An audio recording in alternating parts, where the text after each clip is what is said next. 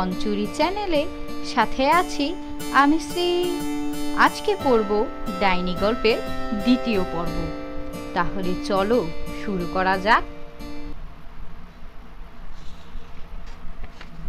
শিশুটির মা ওই যুবতী মেয়েটি দুই হাতে ঘর তুলিয়া ঢকঢক করিয়া জল খাইতেছিল।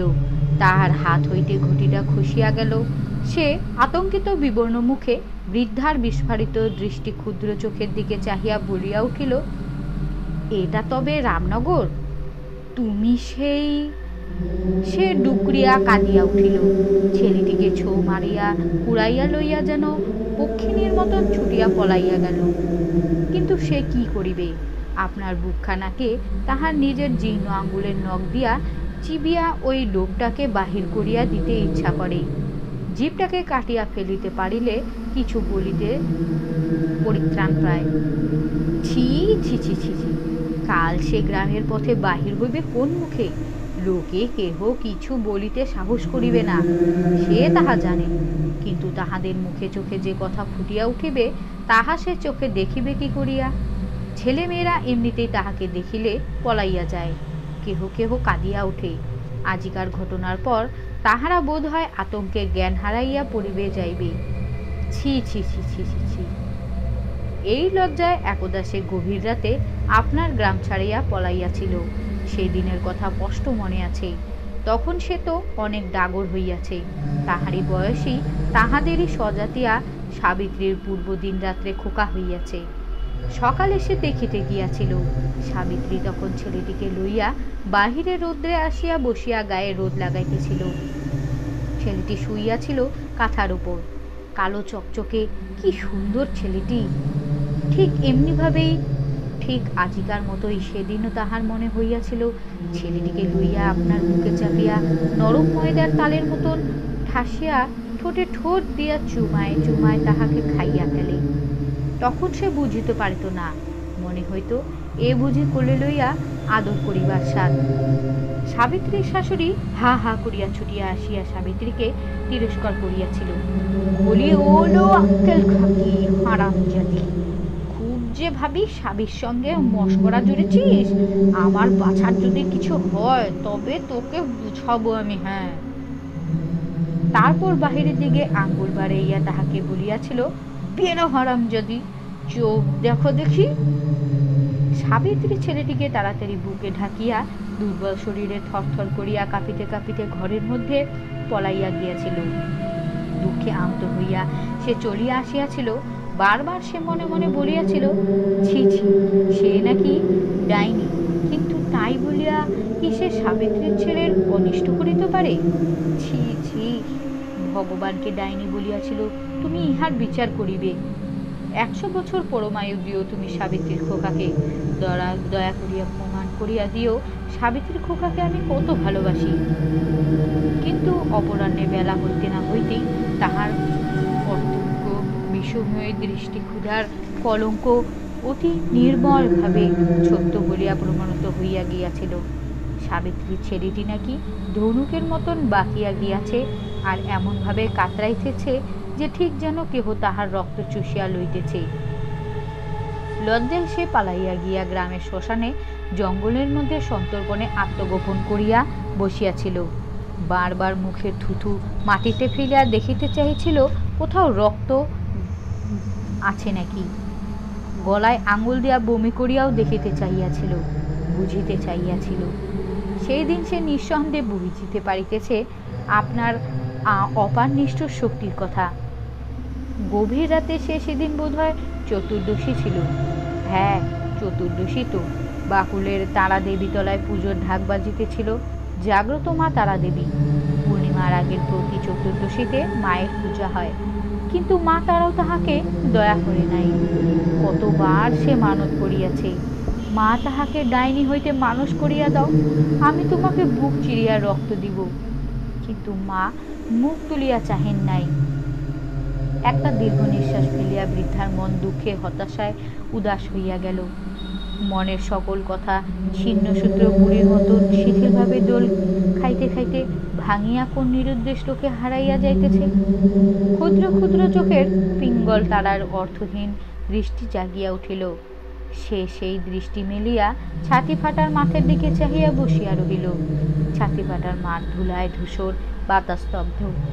ধূসর ধুলায় গাঢ় নিস্তরঙ্গ আস্তরণের মধ্যে যেন বিলুপ্ত হইয়া গিয়াছে। ওই অপরিচিতা পথচারিণী মেয়েটির ছেলেটি এ গ্রাম হইতে প্রায় 2 গ্রাম পার হইয়া পথেই মরিয়া গিয়াছে। সে ঘামিতে আরম্ভ করিয়াছিল, সে ঘাম আর থামে নাই, দেহের সমস্ত রস নিগড়াইয়া যেন বাহির করিয়া দিল। কে আবার?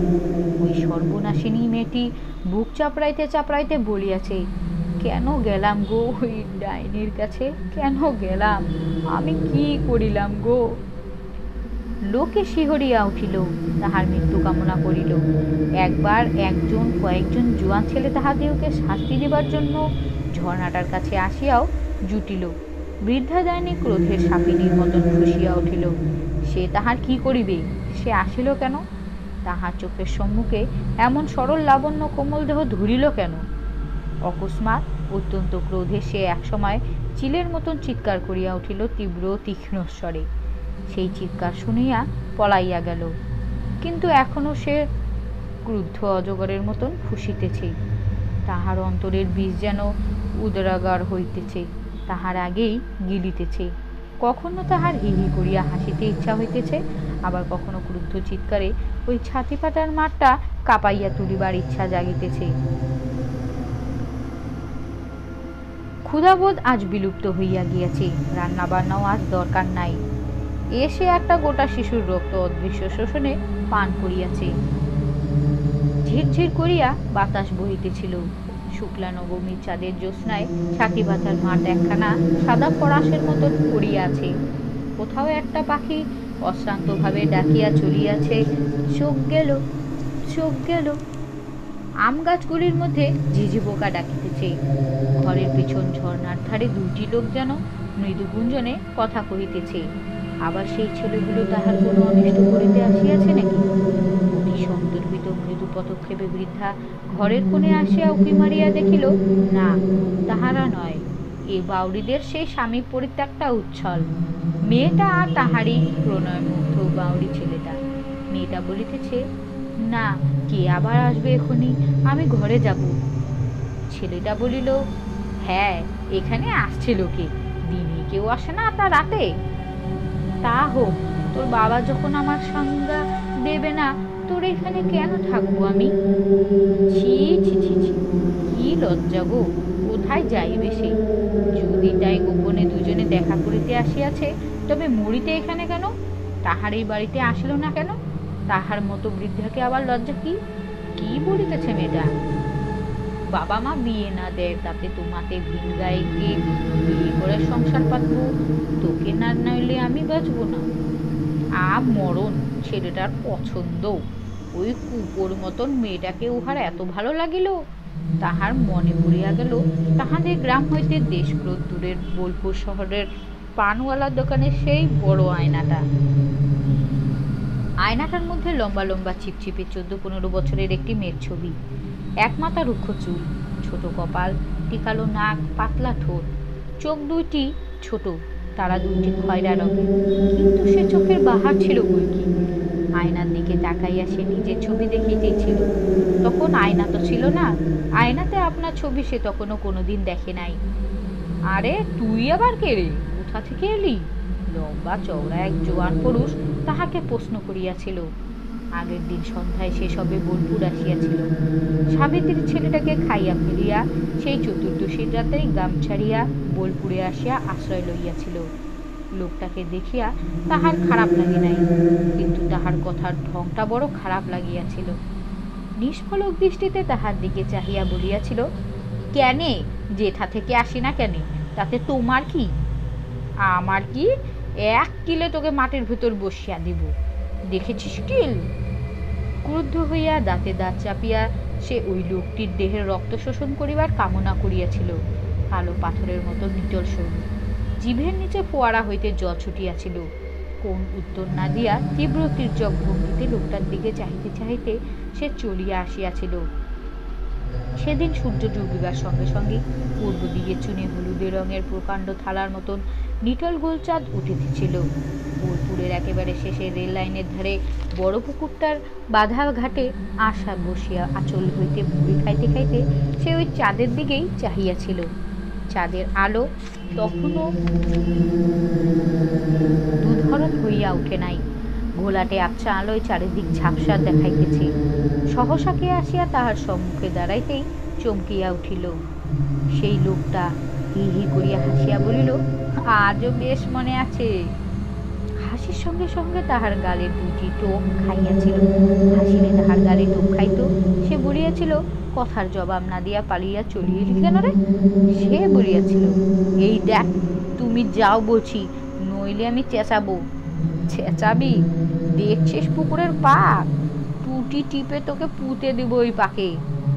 তাহার ভয় হইয়াছিল। সে ফ্যাল ফ্যাল করিয়া তাহার মুখের দিকে চাহিয়া বসিয়াছিল। লোকটা অকস্মাৎ মাটির উপর ভীষণ জোরে পা ছুড়িয়া চিৎকার করিয়া একটা ধমক দিয়া উঠিল, দেখ! সে আটকাইয়া উঠেছিল। আঁচল ধরা হাতের মুঠিতে ঘুষিয়া গিয়া মুড়িগুলি ঝরঝর করিয়া পড়িয়া গিয়েছিল। লোকটা হি হি করিয়া, সে কি হাসি! সে একেবারে কাঁদিয়া ফেলিয়াছিল। লোকটা অপ্রস্তুত হইয়া বলিয়াছিল, দূর হর, ছেচকাদুনির মেয়ে কোথাকার, বাঘ! তাহার কণ্ঠস্বরে স্পষ্ট স্নেহের আভাস ফুটিয়া উঠিয়াছিল। সে কাঁদিতে কাঁদিতে বলেছিল, তুমি মারবা নাকি? না না, মারবো কেন, তোকে শুধালাম। কোথায় বাড়ি তুই? তুই একেবারেই খ্যাক করে উঠলি, তাতেই বলিয়াই আবার হি হি করিয়া হাসিতে লাগিল। আমার বাড়ি অনেক দূর, পাথরঘাটা। কি নাম বটে তোর? কি জাত? নাম বটে আমার সর্ধনী, লোকে বলে সরা। আমরার ডোম বটে। লোকটা খুব খুশি হইয়া বলিয়াছিল, আমরাও ডোম। তা ঘর থেকে পালিয়ে এলি কেন? তাহার চোখে আবার জল আসিয়াছিল। সে চুপ করিয়া ভাবিতেছিল, কি বলিবে। রাগ করে পালিয়ে এসেছিল বুঝি? রাগ করে পালিয়ে এসেছিস? না। তবে? আমার মা বাবা কেউ নাই তো না, কে খেতে পড়তে দেবে? তাই খেতে খেতে এসেছি। সেটা বিয়ে করিস না কেন? বিয়ে? সে অবাক হইয়া লোকের মুখের দিকে চাহিয়াছিল। তাহাতে তাহার মতো ডাইনিকে বিবাহ করিবে কে? সে শিহরিয়া উঠিল। তারপর হঠাৎ সে কেমন লজ্জায় অভিভূত হইয়া পড়িয়াছিল। বৃদ্ধ আজও অকারণে নত শিরে মাটির উপর ক্রমাগত হাত বুলাইয়া ধূল কাকড় জড়ো করিতে আরম্ভ করিল। সকল কথা সূত্র যেন হইয়া গিয়াছে। মালা গাঁথিতে হঠাৎ ছুটা হইতে ছুসটা পড়িয়া গেল। আহ, কি মশা! মৌমাছির চাক ভাঙিলে যেমন মাছিগুলো মানুষকে ছাকিয়া ধরে, তেমনি সর্বাঙ্গে ছাকিয়া ধরিয়াছে। কই, মেয়েটার ছেলেটার কথাবার্তা তো আর শোনা যায় না, চলিয়া গিয়াছে। সন্তর্পণে ঘরের দেওয়াল ধরিয়া বৃদ্ধা আসিয়া দাওয়ার উপর বসিল। কাল আবার উহারা নিশ্চয়ই আসিবে। তাহার ঘরের পাশাপাশি জায়গার মতো আর নিরিবিলি জায়গা কোথায়? এই জায়গায় কেউ আসিতে সাহস করিবে না। তবে উহারা ঠিক আসিবে। ভালোবাসায় কি ভয় আছে? অকস্মাৎ তাহার মনটা কিলবিল করিয়া উঠিল। আচ্ছা, ওই ছোড়াটাকে সে খাইবে? শক্ত সমর্থ জোয়ান শরীর।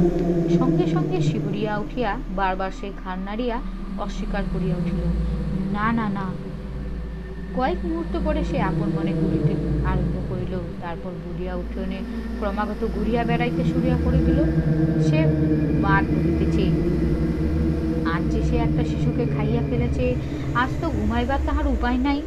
ইচ্ছা হয় এই ছাতিঘাটার মাঠটা পার হইয়া অনেক দূর চলিয়া যায়। লোকে বলে সে গাছ চালাইতে জানে, জানিলে কিন্তু ভালোই হইত। গাছের উপর বসিয়া আকাশ মেঘ চিড়িয়া হু হু করিয়া সেখানে ইচ্ছা করিলে চলে যাইতে। কিন্তু ওই মেয়েটার ছেলেটার কথাগুলো শোনা হইত না। উহার ঠিক কাল আসিবে, ঠিক আসিয়াছে। ছোকরা চুপ করিয়া বসিয়া আছে, ঘন ঘন ঘাড় ফেরাইয়া পথের দিকে চাহিতেছে। আসিবে, সে আসিবে। তাহার নিজের কথাই যেন বেশ মনে আছে। সারাদিন ঘুরিয়া ফিরিয়া সন্ধ্যাবেলায় সে জোয়ানটি ঠিক পুকুরের ঘাটে আসিয়াছিল। তাহার আগেই আসিয়া বসিয়াছিল। পথের দিকে চাহিয়া বসিয়া আপন মনে পা দুলাইতেছিল। সে নিজে আসিয়া দাঁড়াইয়া মুখ টিপিয়া হাসিয়াছিল। এসেছিস? আমি সেই কখন থেকে বসে আছি। বৃদ্ধা চমকাইয়া উঠিল, ঠিক একই কথা। সে তাহাকে এই কথাটি বলিয়াছিল। ও ওই ছোড়াটি ঠিক সেই কথাই বলিয়াছে। মেয়েটির সম্মুখে দাঁড়াইয়া আছে, নিশ্চয়ই সে মুখ টিপিয়া হেসিতেছে। সে দিন একটা ঠোঙ্গাতে করিয়া খাবার আনিয়াছিল, তাহার সম্মুখে বাড়াইয়া ধরিয়া বলিয়াছিল, কাল তো মুড়ি পড়ে গিয়েছিল রে। কিন্তু হাত বাড়াইতে পারে নাই। তাহার মুখে দুর্দান্ত লোভ, পাপের মতো তাহার ডাইনি কণ্ঠা বেদের বাসে শুনিয়া যেন কেবল ধুলিয়া নাচিয়াছিল, ছবল মারিতে ভুলিয়া গিয়াছিল। তারপর সে কি করিয়াছিল? হ্যাঁ, মনে আছে। সে কি আর ইহারা জানেন না না পারে? ও মা গো, ঠিক তাই। এই ছেলেটাও যে মেয়েটার মুখে নিজের হাতে কি তুলিয়া দিতেছে। বুড়ি দুই হাতে মাটির ওপর মৃদু করাঘাত করিয়া নিঃশব্দে হাসি হাসিয়া যেন ভাঙিয়া পড়িল, কিন্তু নিতান্ত আকস্মিকভাবেই হাসি তাহার থামিয়া গেল। সহসা একটা দীর্ঘ নিঃশ্বাস ফেলিয়া সে স্তব্ধভাবে গাছে হেলান দিয়া বসিল। তাহার মনে পড়িল, ইহার পরে সে তাহাকে বলিয়াছিল, আমাকে বিয়ে করিবি পড়া। সে কখন কেমন হইয়া গিয়েছিল কিছু বলিতে পারি নাই, কিন্তু ভাবিতেও পারি নাই। শুধু কানের পাশ দুইটা গরম হইয়া উঠিয়াছিল, হাত পা ঘামিয়া টসটস করিতে লাগিল। সে বলিয়াছিল, এই দেখ, আমি কলে জল করি, রোজগার করি অনেক, তা যাতে পণ্ডিত বলে আমাকে বিয়ে দেয় না কেউ। তুই আমাকে বিয়ে করবি? ঝর্ণার ধারে প্রণতি যুবতী বলিল, এই গায়ে সবাই হা হা করবে, আমার জাত গোষ্ঠীতে করবে, তোর জাত গোষ্ঠীতেও করবে। তার চেয়ে চল আমরা পালিয়ে যাই, সেইখানে দুজনায় সাঙা করে বেশ থাকবো। মৃদু স্বরে কথাগুলি এই নির্জন স্থানটির মধ্যে যেন স্পষ্ট হইয়া ভাসিয়া আসিতেছে। বুড়ি একটা দীর্ঘ নিঃশ্বাস ফেলিয়া তাহার পৃথিবীর লোকের সঙ্গে সম্বন্ধ ছাড়িয়া বিবাহ করিয়া সংসার পাতিয়াছিল। মারোয়ারি বাবুর কলের ধারে একখানা ঘর তৈরি করিয়া তাহারা বাসা বাঁধিয়াছিল। বয়লা না কি বলে, সেই প্রকাণ্ড পিপের মতন কলটা, সেই কলটায় সে কয়লা ফেলিত। তাহার হুজুরি ছিল সকলের চেয়ে বেশি। ঝর্ণার ধারে অভিসারিকা মেয়েটির কথা ভাসিয়া আসিল। হবে না, আগে আমার খুঁটে 10টি টাকা তো বেঁধে দে, তবে আমি যাব। নইলে বিদেশে পয়সা অভাবে খেতে পাবো না, তা হবে না। ছি ছি, মেয়েটার মুখে ঝাঁটা মারতে হয়। এত বড় লোকটা জোয়ান মরদ, যাহার আঁচল ধরিয়া থাকে, তাহার নাকি খাওয়া দাওয়ার পড়ার অভাব হয় কোনো দিন? মরণ তোমার! রূপার চুরি কি একদিন সোনার শাখা বাঁধা উঠিবে তোমার হাতে? ছি! ছেলেটি কথার জবাব দিল না। মেয়েটি আবার বলিল, কি রা করিস না জি, কি বলছিস বল, আমি আর দাঁড়াতে পারবো না কিন্তু। ছেলেটি একটি দীর্ঘ নিঃশ্বাস ফেলিয়া বলিল, কি বলবো বল, টাকা থাকলে আমি তোকে দিতাম, রূপার চুরিও দিতাম, বলতে হতো না তোকে। মেয়েটা বেশ হেলিয়া দুলিয়া ডঙ্গ করিয়া বলিল, তবে আমি চললাম, যা, আর যেন ডাকিস না। বেশ। অল্প একটু দূরে যাইতেই সাদা কাপড় পরা মেয়েটি ফুটফুটে চাঁদনির মধ্যে মিশিয়া গেল। ছেলেটা চুপ করিয়া ঝর্ণার ধারে বসিয়া রহিল। আহা, ছেলেটার যেমন কপাল! শেষ পর্যন্ত ছেলেটা যে কি করিবে কে জানে। হয়তো বৈরাগ্য হইয়া চলিয়া যাইবে, নয়তো গলায় দড়ি দিয়াই বসিবে। বৃদ্ধা শিহরিত হইয়া উঠিল। ইহার চেয়ে তাহার রূপার চুরি কয়েক গাছে দিতে হয় না, আর টাকা 10 টাকা সে দিতে পারিবে না। মোটে তো তাহার 1-2 টাকা আছে, তাহার মধ্যে হইতে 2 টাকা না হয় 5টা সে দিতে পারে, তাহাতে হইবে মেয়েটার আর বোধ হয় আপত্তি করবে না। আহা, জুয়ান বয়সে সুখের সময়, শখের সময়। আহা, ছেলেটিকে ডাকিয়া রূপার চুরিও টাকা সে দিবে, আর উহার সঙ্গে নাতি ঠাকুমার সম্বন্ধ কাটাইতে গোটা কত চোখা ঠাট্টা সে যা করিব। মাটিতে তাহার ভর দেয়া পুজোর মতন সে ছেলেটির কাছে আসিয়া দাঁড়াইল। ছেলেটা যেন ধ্যানে বসিয়াছে, লোকজন আসিল খেয়াল নাই। হাসিয়া সে ডাকিয়া বলিল, ওহে পাগল, শুনছ? দন্তহীন মুখে স্পষ্ট কথায় ছেলেটি চমকিয়া মুখ ফিরাইয়া আতঙ্কে চিৎকার করিয়া উঠিল।